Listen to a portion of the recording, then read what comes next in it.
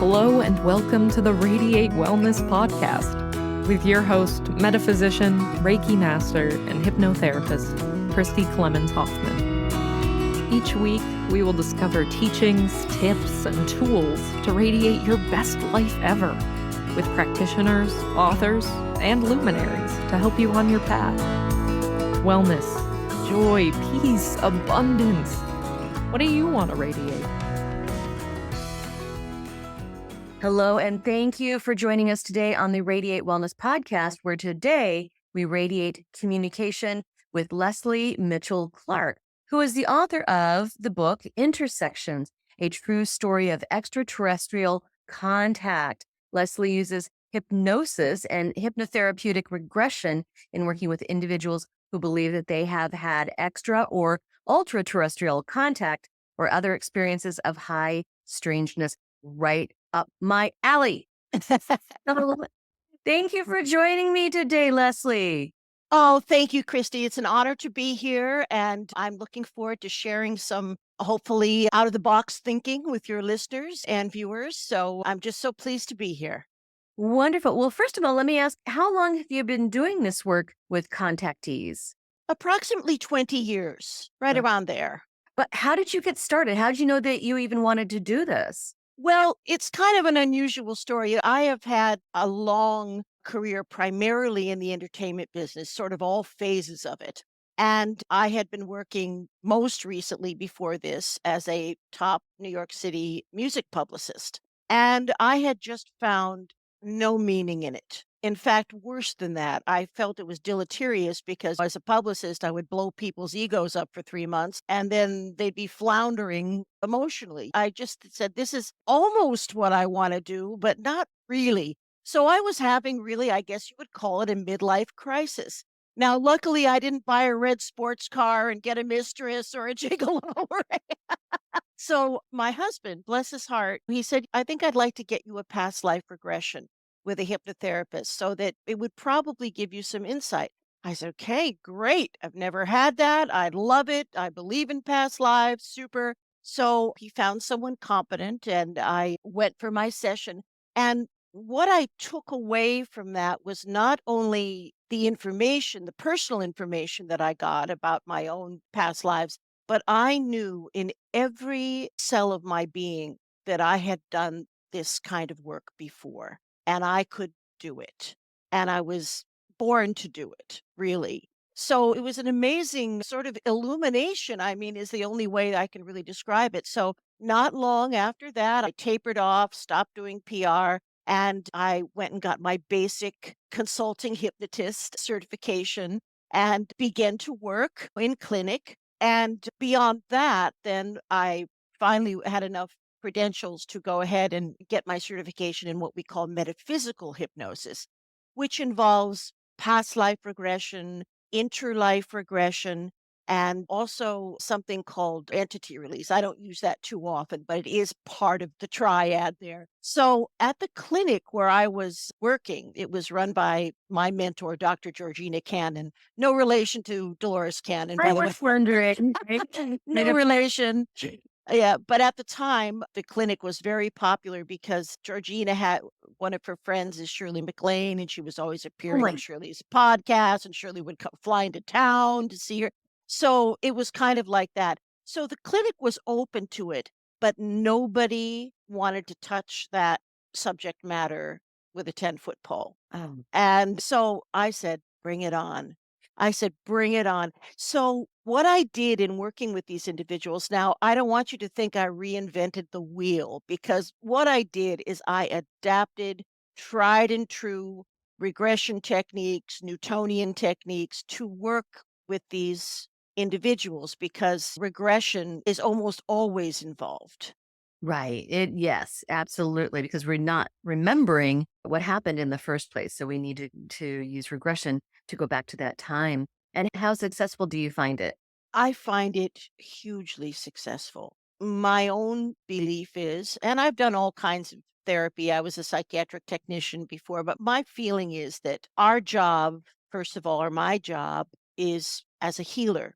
And the way to heal these traumas, sometimes they're devastating traumas, sometimes they're just curiosity. I don't want to put any kind of a negative spin on this, but if there are traumas, just like with any kind of psychological process, we need to look at the trauma, get the overview, release it, integrate it into our lives.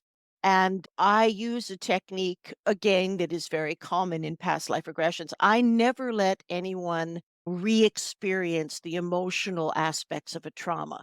Now, it used to be thought back at the turn of the last century that you had to really relive the whole thing as realistically as possible to get rid of it. But what was discovered, thank God, is that all that I do is turn the client or patient into an observer without experiencing emotionally traumatic aspect. Now, we use this for all kinds of trauma. If someone is recovering from child abuse, this is nothing new. So, this is the same kind of thing that I do. I give the person the overview and they're able to see what's happening and look at it, I guess, sort of intellectually. I think that may be kind of what happens when we go through life reviews when we cross over, because I don't think that we're meant to be tortured. But I do think we have to have a conscious and a subconscious overview of the events.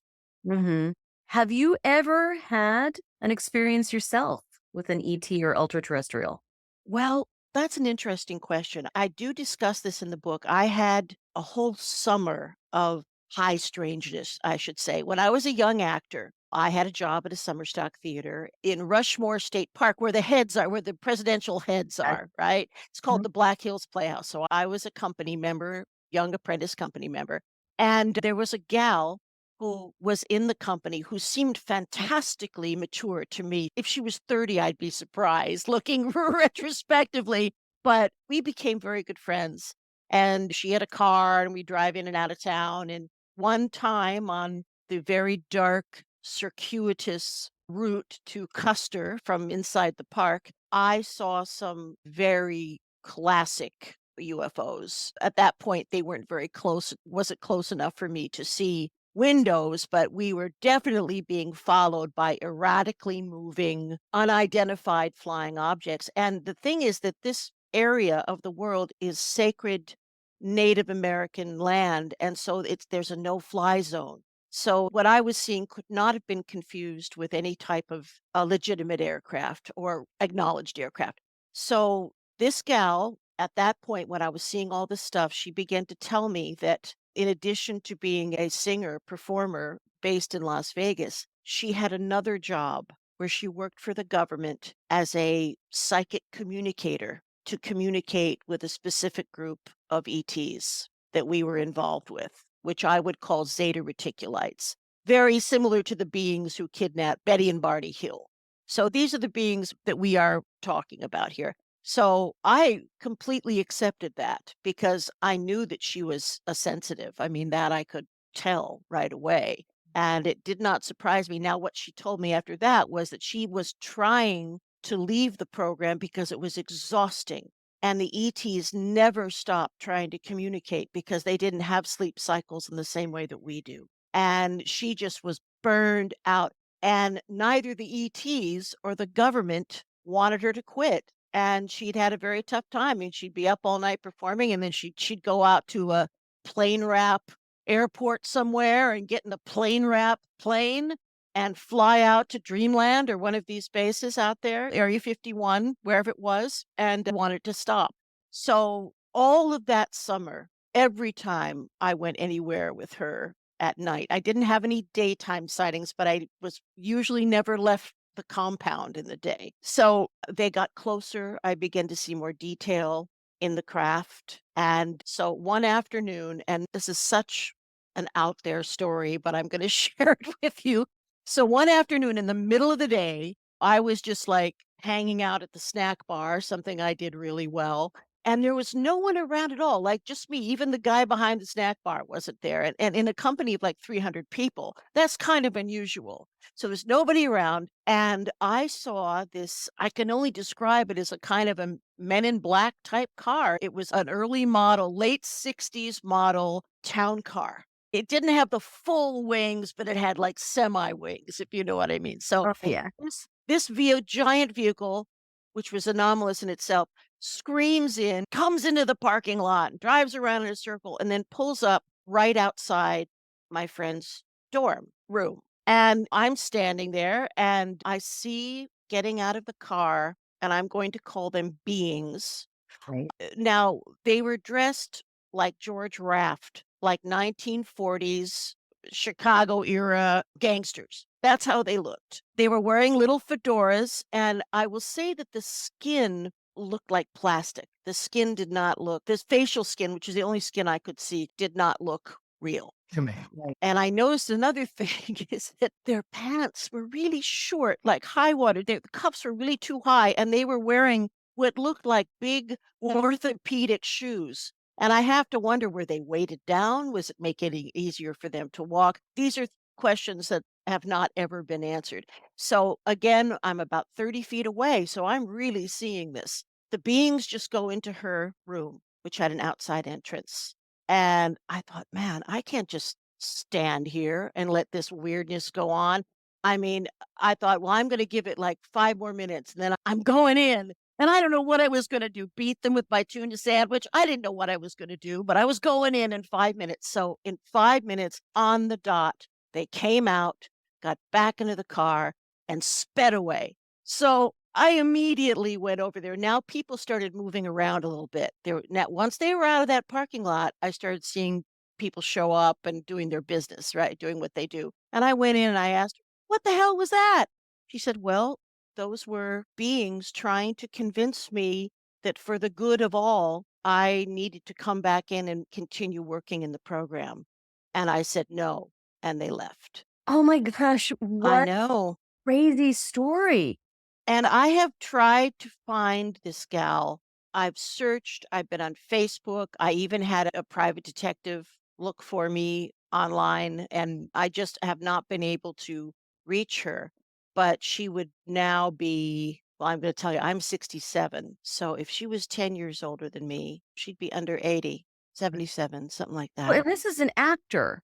So she's somebody in the public eye. How does she just disappear? Oh my God. Well, she was not an actor, but she was a singer, and she worked primarily she always worked in the Vegas area because she kept horses too, and she was in the genre of country music, something I detest. Such that was her Fair. thing.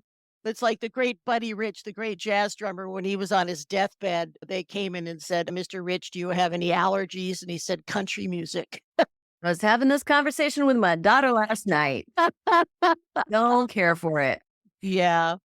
She probably married, she's probably using another name, and I don't think she's trying to disappear. I think I'm just not able to find her easily, but I will. Right. And so you never got the chance to regress her. You never got the chance. No, I was only 16 when this happened. I had finished high school early at age 16, and something terrible happened to my college plans and my college fund. Namely, I didn't have one. And it was a surprise to me. So, luckily, I was hired as an apprentice actor in this wonderful summer theater. And then I did go to university after that. But I spent 2 summers in summer stock there. Yeah. So this experience, is that what kind of planted the seed in Yeah. there? About, Yeah, absolutely, but also, I was obsessed with anything to do with ufology, and then when I was maybe 15, maybe a year before, Eric von Daniken had come out with his little yeah. Super 8 film, Chariots of the Gods, and that resonated. I said, "That's what happened. We had super civilizations here before, where the whole world is living in a state of global amnesia," and I still adhere to that idea. I think so too. It's amazing. All this stuff is even in plain sight, depictions and everything. The Bible with Ezekiel and Revelation. I mean, Oh, it's man. sight. And then remember, it's important for us to remember that the Bible, although we regard it as the Word of God, there were a lot of editors in there. There was a lot of editing going on, just translating it from Greek to Aramaic to before even St. James got a hold of it. It's, for instance, the original first line of the Bible is in the beginning, there were gods in the heaven and earth. It's not singular, it's plural. So we're looking in the States, we say the Cliff's Notes. We're looking at the Cliff Notes versions of what happened. And characters are combined. For instance, they discredit and violate the sacred feminine. Mary Magdalene was turned into a prostitute, which she never was. Mhm. She was the head of a shipping magnate. She was the daughter of Lazarus. This was all family stuff. So we have to remember that there is often more to the story. And even in the Holy Quran, there is a very detailed story of the Prophet Muhammad being taken up by the Archangel Gabriel and shown the earth. Now, this is thousands of years before anyone thought that the earth was a round object. The flat earthers were ruling the day. And yet there it is. There it is in the Holy Quran, where Yeah. it's a journey is described. So, oh, you're right there. It is all out there. We have just gotten to the point, I believe, where we are ready to accept it and understand that we are the hybrid beings. We are the hybrid beings. Yeah. So, from to just like understanding all of this, the work that you do with experiencers, how does that help them understand what's being done with them? Did you know that Radiate Wellness is more than just a podcast? That's right. We're also a comprehensive holistic wellness practice. Find out about our services, practitioners, and upcoming events at radiatewellnesscommunity.com. While you're there, visit our podcast page to read more about our great guests and even donate to the podcast. If you like our podcast, you can help in other ways as well, like subscribe or follow us wherever you're listening right now. Tell a friend, a family member, or a coworker about the great content you find here. And if you wouldn't mind, please give us a thumbs up, a 5-star rating, or a positive review. Sounds like a small thing, but it really helps. You might like to know about our Facebook communities while we're at it.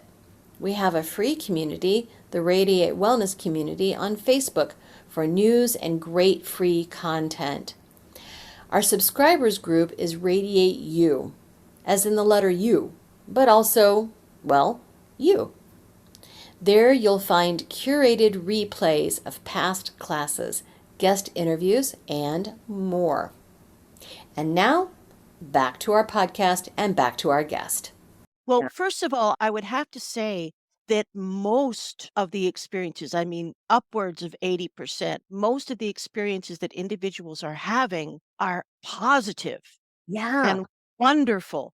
And they are engaging with beings of light or beings who are very similar to us, our cousins, if you will, but all kinds of other beings too. But there are insectoid beings that are loving and wonderful. So we have a lot of trouble with anything that doesn't come out of a mammalian developmental process. But the universe is endlessly creative, and most of the beings, at least in our corner of the galaxy, are benevolent. That's not to say that bad things haven't happened.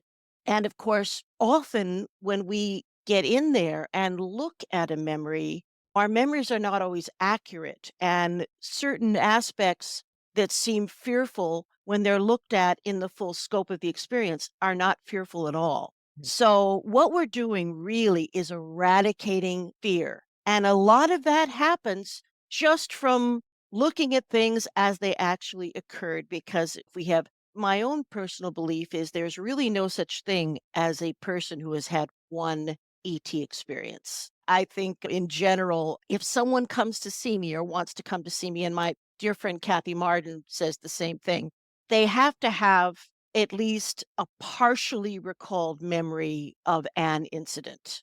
And that's the place where we can start. But invariably, once I get in there and I begin regressing someone farther back into childhood, and I have them go to the first point of high strangeness, but I have to be careful in regression, not to put any idea constructs in people's heads. I have to be like vanilla ice cream. I have to be completely neutral.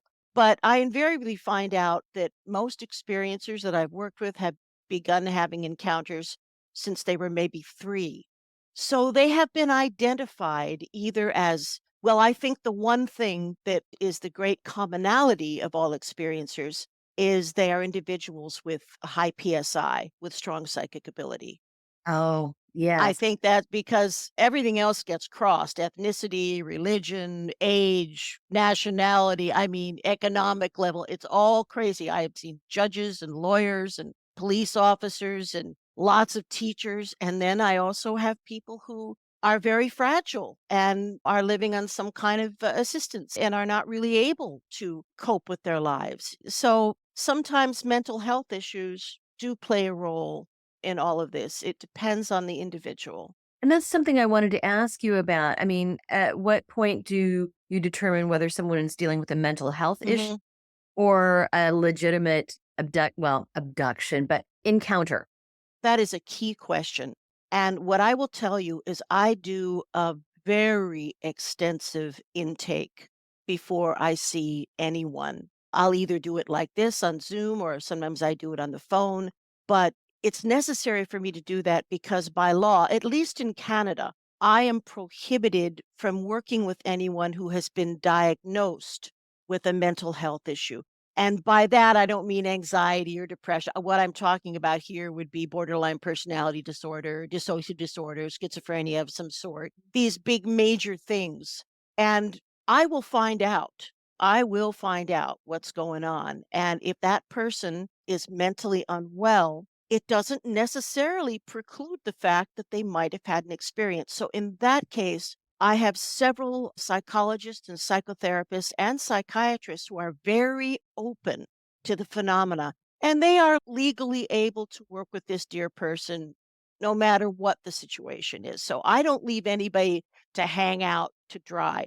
But most people who contact me are extremely sane, stable, and highly psychic, although they may not realize it themselves.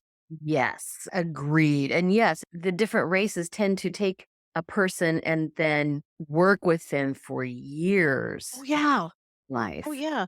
It's almost like many experiencers now that I work with, it's almost as if they live 2 lifetimes because I find that after a while, once one gets into midlife, the experiencer has become so good at bilocating, astral projecting, that the physical body no longer needs to leave. It just conks out. It just looks like the person is in a deep sleep. But the astral body, it's a kind of astral projection, which is almost more physical, more like sending your etheric body, but they become so good at it that when they're sleeping, they're actually on board a craft and engaging with other beings who have a higher vibration. So they can be seen and move about. It really puts into question what we consider to be the afterlife. Because in what I think now is it is simply a higher dimensional frequency that is non physical. And many ETs can move about effortlessly in what we call the afterlife. So we're all one. There's a great oneness. And this seems to be the big message, too. We're getting a lot of messages that are consistent with stop raping the planet, feed the people, get your shit together, basically.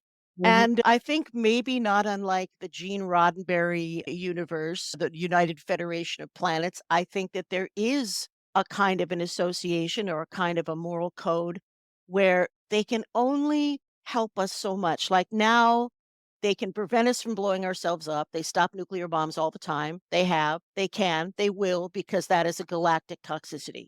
They could tear holes in space time. They're really concerned with that. But as far as our development, I think now that we turned some kind of corner, and I think more people are aware and enlightened on this earth right now than not.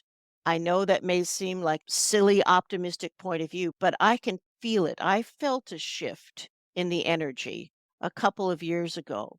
And I mean, we estimate because one of the ways that I consistently have a stream of experiencers that I work with is I see individuals under the auspices of MUFON.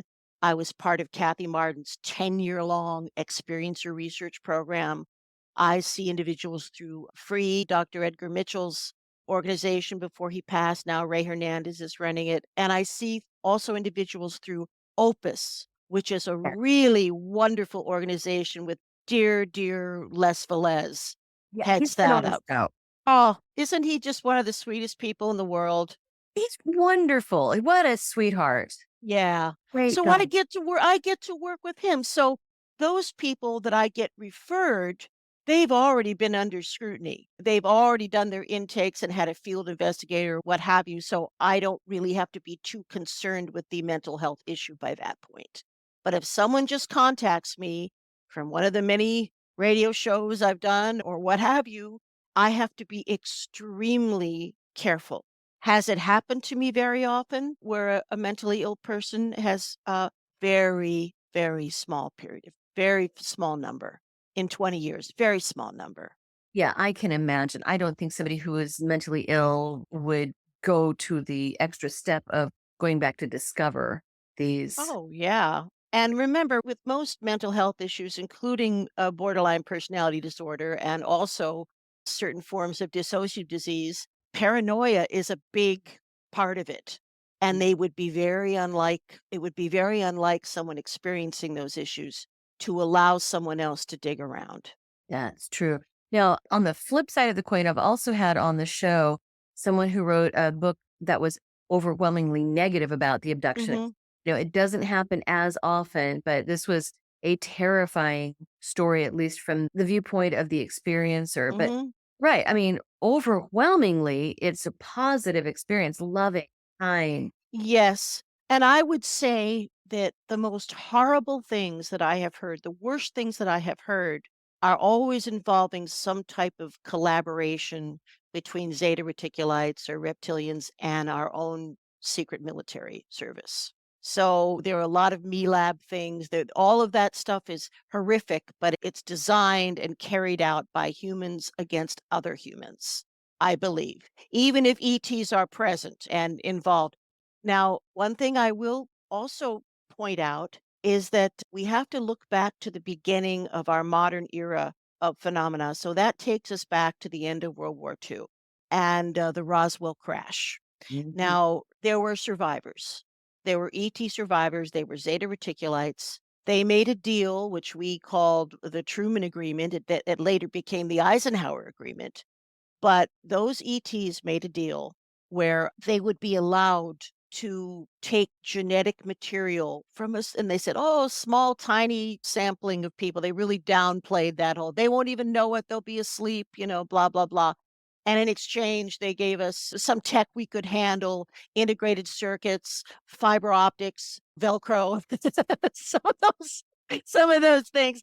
And that was the era that led into the era of the horrible extracting of sperm, taking of ova, using women almost as hibernation chambers for short periods of time, impregnating them, then removing the fetus. I mean, all of this stuff happened horribly, but I really don't see much of it now because those men and women who experienced that would be older because that deal with the Zeta Reticulites actually timed out and it was honored. They honored it. So we don't really have that kind of thing happening now. That now there are always going to be those purveyors of negativity like David Icke, but I don't accept that reality. Mm-mm. That my experience in the trenches here doesn't paint that kind of picture. I'm not saying that funky things haven't happened, but if they have, we have to blame ourselves, I Mhm. believe. And I have seen a few negative things happen in my hypnosis sessions as well. Mhm. Feathered, bird-headed aliens coming down and decimating a population. Gosh, what else? Some reptilian beings that were eating children. I mean, there had been some things, but mostly it's overwhelmingly positive, amazing. Mhm. Now, something I wanted to ask about was the idea of screen memories. Yes. Yes. Can you tell a bit about what that is? Well, screen memories, as I understand it now, most beings, even ourselves, are psionic. We have psionic capabilities. And one of those abilities is to project telepathically, mentally, an environment that will actually appear solid. I should say, manifest an environment in a sense. And I find that this happens more when the ETs are working with children. Mhm. They tend to manifest what they think are pleasant environments or suitable environments. Sometimes environments are manifested that are almost like Skinner boxes. I've had clients tell me, I feel like I'm being observed. They're really interested in what decisions I'm making and why I'm making them. And the experiences may be just, an apartment that is oftentimes out of date, anachronistic, because they don't always get it right. Yeah. In fact, this one thing that I'm thinking about, this apartment situation where the gentleman felt that he was meant to go from room to room and they were almost conducting experiments without it being obvious. But he said that in the midst of this apartment, there was an old black 1940s style telephone, rotary dial. Kids don't know what that even is today. That's right. Imagine if they had to actually dial a phone. They would have no idea. Oh my God, what is this? But screen memories are used. I can tell you kind of an interesting one about children.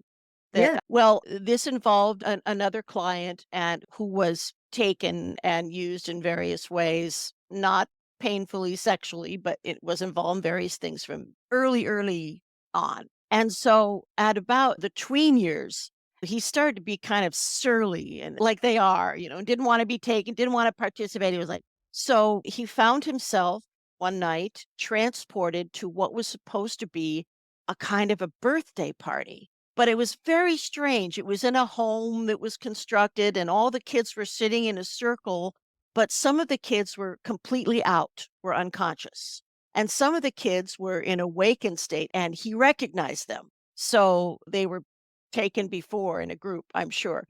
So what was happening is each kid was going into a small side room. And what was really happening was just little examinations, not painful examinations, just height, weight, few skin cells. I mean, nothing frightening at all. But what they did is the ETs had a great misunderstanding. So when this being came out of the side room to call in the next child, they were wearing a clown mask. Now, onophobia, fear of clowns, is one of our big biggies. And so my guy, who was, 13, he just started tossing over furniture and yelling and making a big scene. And then within seconds, he was dropped down on his bed from like 5 feet, like clunk, like that. So they got him out of there rapidly. So remember that these are imperfect beings just like us, and they're going to make mistakes. And that was one. If you're trying to make people feel comfortable and safe, don't put on a clown mask. We hear this all the time from I do it all the time. Onophobia. It's a big deal. Yeah. And we hear this all the time from ETs that they get it kind of close, but not right. But like, not quite right. Like the guys with the high water pants, right? Yeah. And the anachronistic situations where something that is wrong from the timeline gets in there. Odd furniture, like a telephone table, an old phone, and I think they just take things from our collective consciousness. Or maybe they lift things from the memories of. Now, speaking of memory, I just want to throw this out there. I don't believe that any memories can be suppressed forever. Right. I do not believe it. I believe that the memory blocks that the ETs have used were really only about the blocks lasting until we could understand the process. That's what I think. But now with the kind of blocks that are used in our secret space program, they were only designed to last 20 years. They don't have the tech to make it go beyond that, is what I have heard repeatedly. So the people that are suffering the most right now, I feel, are individuals who have been part of this out of control, black budgeted secret space program where time was messed around with and they were like cadets from the time they were kids. Now, these dear people have experienced fiddling about with time. They have done what they call the 20 and back. In other words, the technology to move through the timeline has existed for a long time. We got the Montauk chair. We had the Montauk chair after World War II. This is not new. We can do this. And so a person serves 20 years. They have traumatic events. They're on different planets fighting and different stuff goes on. And then at the end of their term of service, they go right back to high school or whatever, wherever they were at 17 or 18. And so they have 20 years of often hugely traumatic memories, which start like seeping out Mm-hmm. in various ways. So, what we have is we have an entire military force of people, men and women, with terrible PTSD who have been disrespected, who served their country and their world, and who don't exist. Yeah. I've got a couple clients like that. Hmm. Yeah. And that aspect is terrifying. It truly is, because this is like the call is coming from inside the house. Yeah. Yeah, it's really tough. And imagine being 17 and carrying around the burden of 20 years of active combat and how that oozes into your conscious mind. So the people who I feel right now are suffering the most are these individuals because a lot of them are waking up. 20 years, a lot of them are waking up. Mm, And every day someone reaches out to me who's starting to wake up. mm. So it's vast numbers of people.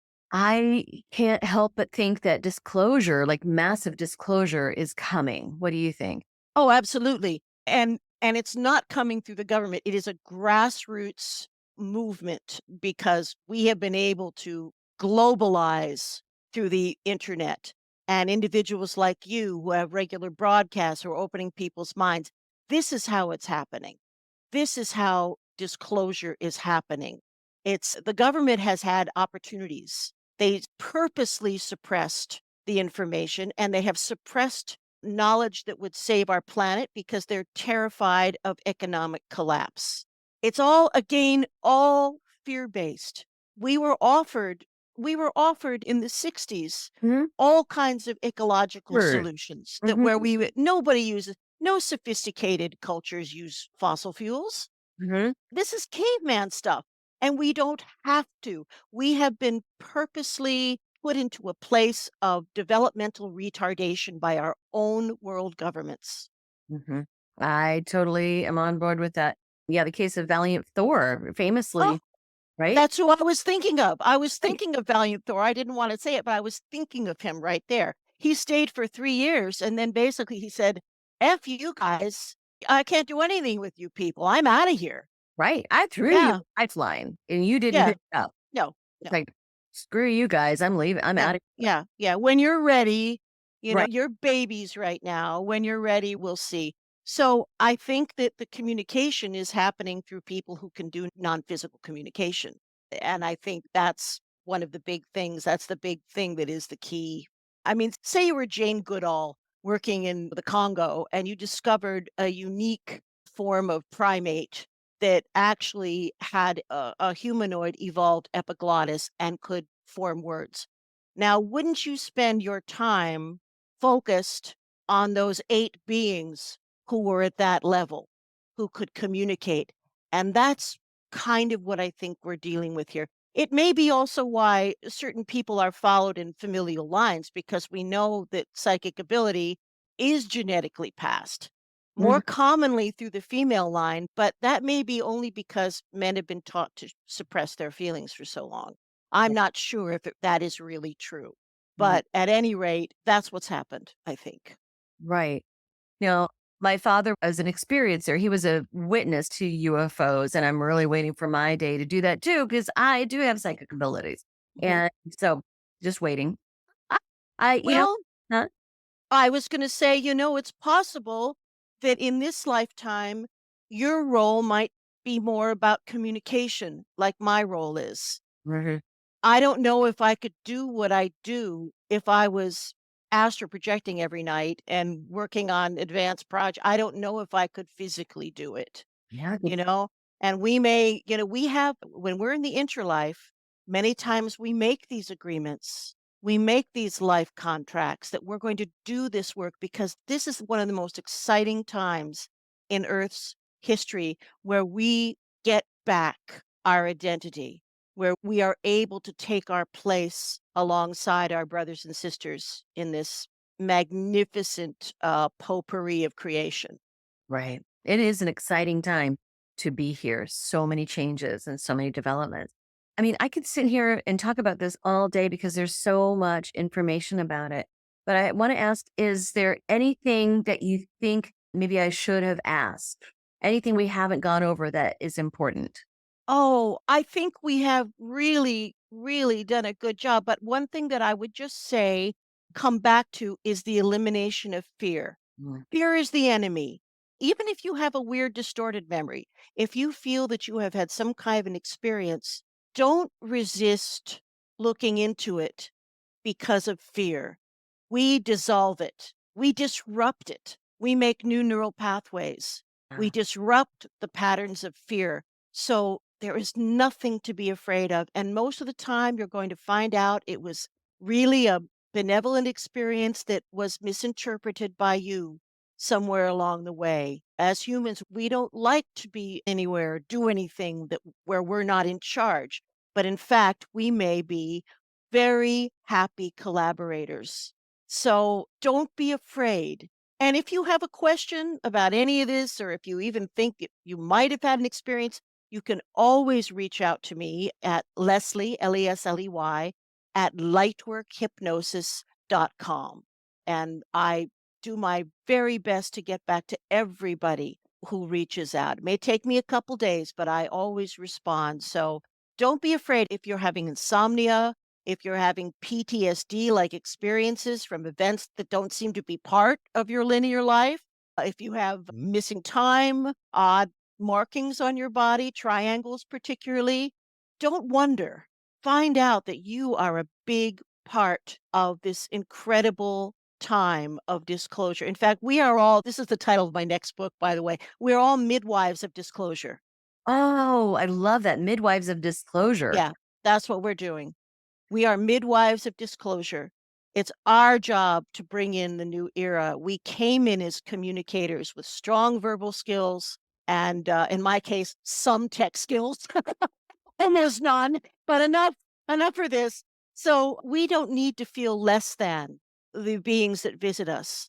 We don't need to feel that way. And with every action that we do, every meditation, we are increasing our awareness. We're reinvigorating our pineal gland, which is full of DMT, which helps us do all these things. So it's a very exciting time. Very exciting time. Very exciting time. Again, the name of the book is Intersection, A True Story of Extraterrestrial Contact. And Lesley's website is lightworkhypnosis.com. You can find all types of information there. Lesley, thank you so much for joining me today. Christy, thank you. It has been such a pleasure to talk to someone like-minded who is open and understanding of these things. And I think openness and understanding of each other is what we need. Openness, and there are many paths, many paths. Even the Tibetan Buddhists have had encounters with ETs. There are many paths, and we need to accept and love and support each other. Yeah, 1000%. Thank you again for joining me today. Thank you so much, Christy. You take care, and thank you for all that you do in this great work. Thank you.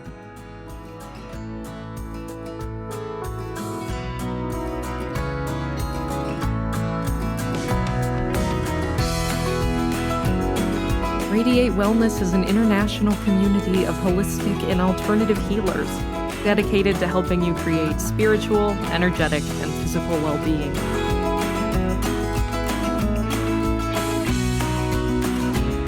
To learn more about our practitioners, services, classes, and events, or to schedule an appointment, visit us at radiatewellnesscommunity.com.